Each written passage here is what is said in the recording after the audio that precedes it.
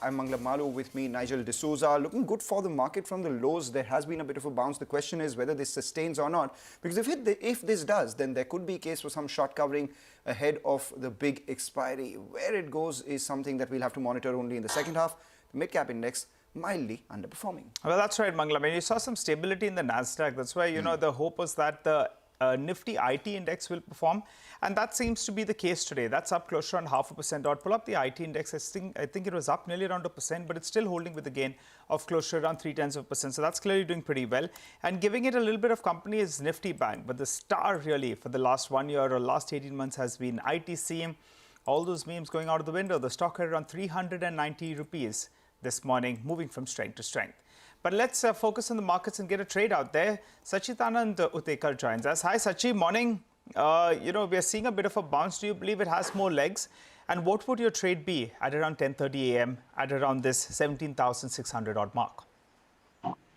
Good morning, Nigel. Nigel, I think the broad structure for the market still remains weak. Eventually, we see Nifty scaling towards 17,300.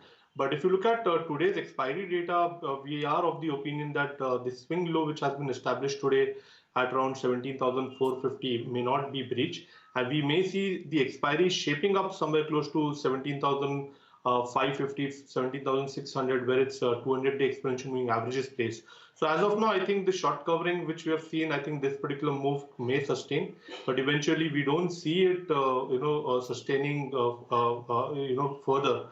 So I think it's better to, create some short positions on the way higher. And right now, the expiry somewhere seems to be placed at around 17,600 itself.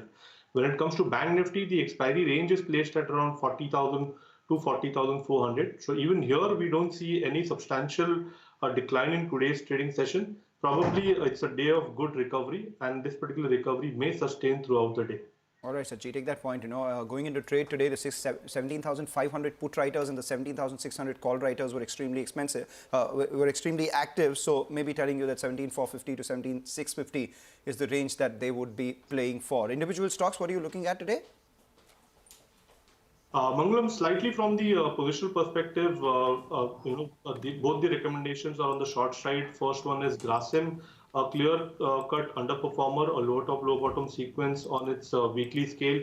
We also have a falling tree formation, which is again concluding that this particular trend may continue on the lower side. So we are recommending building fresh short positions in Grasim. The stop loss should be placed at 1615.